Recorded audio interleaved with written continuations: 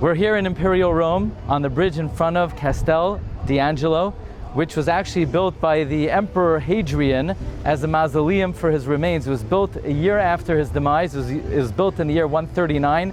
Hadrian passed away in the year 138 of the Common Era. He lived from the year 76, only 6 years after the Churban, until the year 138.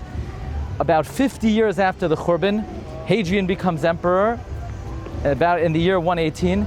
And at first he wanted to have a certain openness to the Jewish community, and therefore he actually issued a decree that the Jewish people could return and rebuild the temple in the Beis HaMikdash. But the early Christians challenged this. They said to Hadrian, the Jews are just going to aspire for autonomy, independence, and they're not going to pay you any taxes. And Hadrian said, what am I supposed to do? What should I do?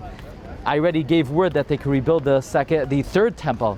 So the early Christians suggested, tell them they could rebuild the temple, only they'll have to move it 5 cubits away from its original location. And that is in fact what Hadrian did, and the Jewish people disbanded on their own the notion of rebuilding Beis HaMikdash because it has to be built in that specific spot. Now Hadrian had this built starting in the year 135.